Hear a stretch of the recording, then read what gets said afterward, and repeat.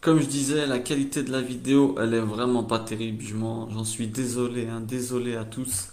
Je vais vérifier le son rapidement, hein, on sait jamais parce il vaudrait mieux pas que le son il soit pareil. Je vérifie le son et je regarde ça. Hop, attendez 2 secondes, je m'excuse, hein. Je m'excuse, faites voir un peu, hop. Qu'est-ce qu'il en dit? J'aurais dû vérifier avant, mais je vais pas redémarrer 15 fois la vidéo. Niveau, ouais, on monte un tout petit peu quand même. Bon, là, je pense que ça va aller bien. Ok. Bon, alors qu'est-ce qu'on était en train de dire? Qualité du son, elle n'est pas terrible. On va certainement passer en mode radio, hein, comme ça vous voyez pas ma tête, mais vous écoutez ce que je dis. De toute façon, ce qui est important, c'est que je partage les enseignements que je reçois. Donc la tête, c'est accessoire. Qu'est-ce que je voulais dire? Alors, le cours d'aujourd'hui, il est important. Comme d'habitude, on dédicace aux personnes qui n'ont personne pour intercéder pour elles, parce qu'on connaît la puissance de l'intercession, d'accord? Et il y a certaines personnes qui n'ont personne. Le vrai croyant doit penser aux gens qu'il connaît, mais aussi et surtout à ceux qu'il ne connaît pas, à ceux qui n'ont personne. On pense aux démunis, aux pauvres, ceux qui n'ont pas de famille. Donc, que ces personnes-là emportent des mérites par rapport au cours qu'on fait. C'est les meilleures intercessions, celles dans le secret que personne ne sait. Bref, allez, on est parti. Alors aujourd'hui, il y a un cours qui est très très très très intéressant et très important. Et ça, je vous dis tout de suite, c'est, euh, c'est important de comprendre ça parce que sinon, on est mort. Qu'est-ce que je voulais dire? Il y a beaucoup de croyants. Je suis en train de regarder un petit truc. Il y a beaucoup de croyants qui, comment dire, ils sentent que ça va pas bien dans leur vie. Ils sentent que ça va pas bien. Pourquoi? Parce que sans qu'ils s'en rendent compte, ils croient que tout va aller bien dans leur vie. Ils croient qu'ils font ce qu'il faut. Mais il y a un problème. Quel est le problème? C'est que ces gens-là, eh ben, comment dire? Attendez, hop, je fais un dernier réglage. D'accord. Ok, d'accord. Donc, ces gens-là, ils se rendent pas compte que sans s'en rendre compte, ils ont perdu l'onction divine. Qu'est-ce que ça veut dire l'onction divine? On sait que Dieu, il est représenté par l'huile, d'accord? L'esprit de Dieu est représenté par l'huile, pas Dieu, l'esprit de Dieu. Attention, comprenez-moi bien. L'huile, hein, l'onction, d'accord? Les prêtres se mettaient de l'huile, ça représentait l'esprit de Dieu qui se mettait en eux. On est d'accord? L'huile aussi, bah, l'huile, on fait le feu avec, c'est ce qui fait que tu as envie de. C'était une représentation de Dieu. Alors, qu'est-ce qui est intéressant à retenir de ça? Ce qui est intéressant à retenir de ça, ce qui est très très important, c'est que, comment dire, c'est que si c'est représenté par l'huile, si Dieu, l'Esprit de Dieu est représenté par l'huile, qu'est-ce que ça veut dire? C'est que l'huile, c'est le liquide le plus léger. Qu'est-ce que ça veut dire par là? Ça veut dire que toi, tu es un bocal. D'accord? On va prendre l'image que toi, tu es un bocal. Donc, l'huile, elle est en toi. Mais l'huile, par rapport à ce que tu vas rentrer dedans, c'est le liquide le plus léger. Ça veut dire que c'est celui qui sera toujours au-dessus des autres liquides que tu vas mettre. Alors, on va prendre un exemple que le bocal, c'est ta tête. Si toi, tu rentres des choses bizarroïdes, l'huile, petit à petit, elle est en haut. Et qu'est-ce qui se passe quand elle est en haut? Eh ben, c'est la première à sortir. Et c'est ça que je veux dire. Je veux vraiment que vous vous rendiez compte de ça. Faites bien attention à ce que vous faites. Parce que l'huile, c'est quelque chose qui est le plus léger des liquides. Et il peut pas, et c'est le premier qui va être éjecté quand tu rentres autre chose dans ton bocal. Qu'est-ce que ça veut dire? La présence divine, elle est discrète. Elle est très discrète, très subtile. Mais nous, des fois, on fait tellement des choses bizarroïdes que on l'éjecte, on la sort de nous. Et qu'est-ce qui se passe quand tu la sors de toi? Eh ben, quand tu sors la présence divine de toi, eh ben, tu vas rentrer chez toi complètement vide. Par exemple, je vais prendre des exemples, c'est beaucoup plus parlant. Par exemple, tu vas avec des amis, vous commencez à vous moquer des autres, vous commencez à rigoler, à vous nourrir de ça, vous rigolez. Tu regardes un film bidon à la télé, combat, bagarre, drogue, police, braquage, alcool et femmes. Sans Dieu, tu rentres dans ton bocal des choses, le liquide, l'huile, elle monte et elle disparaît discrètement. C'est rarement vu que Dieu il met une gifle à un mec qui regarde, à un croyant ou à un non-croyant qui regarde un film pornographique par exemple. Non, il s'en va dans la discrétion. La présence divine s'en va dans la discrétion. Et vous savez ce qui se passe quand la présence divine elle s'en va? Eh ben, quand la présence divine elle s'en va, tu as la présence de l'autre côté qui peut te frapper sans aucun problème. Parce que Dieu, il frappe personne. En fait, Dieu, ce qu'il fait, il fonctionne comme ton ombre. Toi, qu'est-ce que tu fais? Ben, dès que t'es pas dans la lumière, eh ben, qu'est-ce qui se passe? L'ombre, elle disparaît. Donc toi, quand tu vas être dans l'obscurité de regarder à droite, à gauche des trucs bizarroïdes, l'ombre, elle disparaît. Et qu'est-ce qui se passe? Eh ben, comme on disait, les mauvais esprits, les mauvaises ondes, eh ben, elles viennent comment dire, te défoncer, hein, si on peut dire ça de cette manière.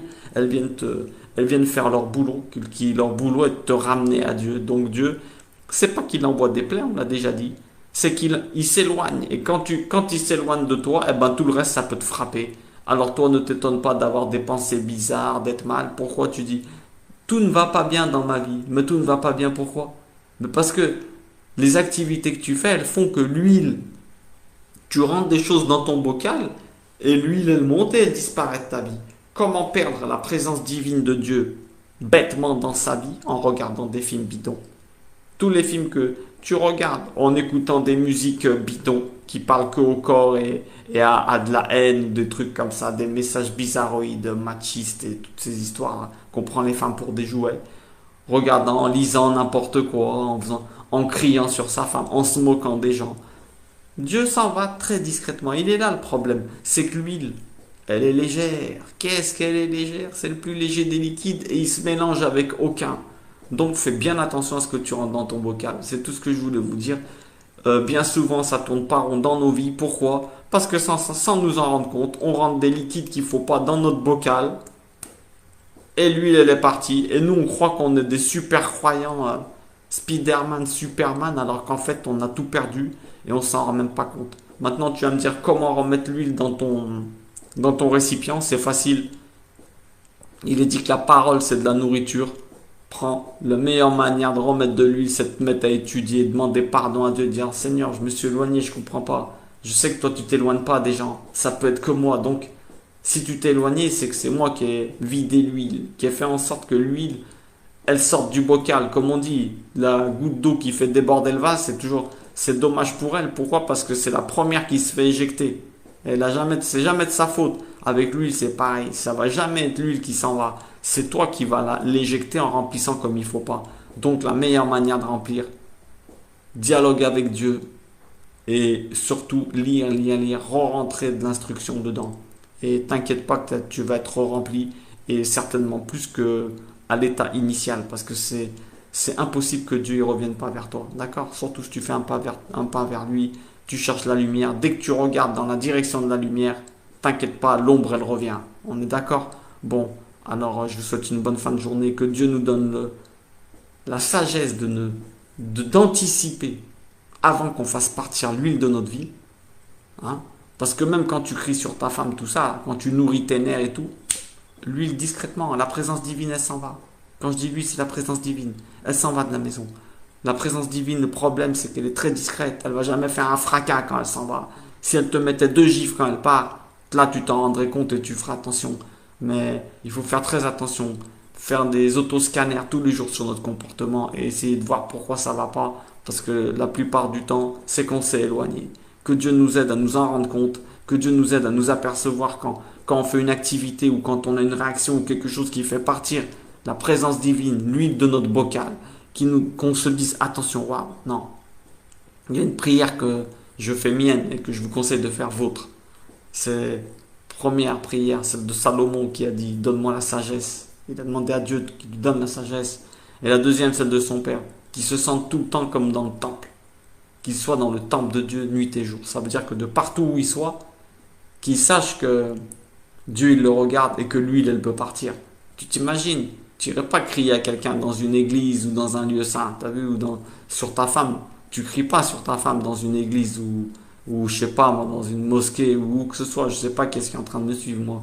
Je suis pas plus pour les églises que les mosquées. Moi, j'ai pas de religion, on sait très bien. Donc, ou même, si tu es dans un bureau face à un médecin, tu cries pas sur ta femme, ou alors face au président, hein.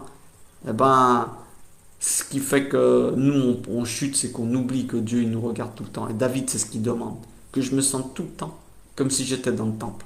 qu'il soit Carrefour ou qu'il soit n'importe où, un péage sur l'autoroute, comme s'il était dans le temple. Ça veut dire qu'il sait que Dieu il est avec lui.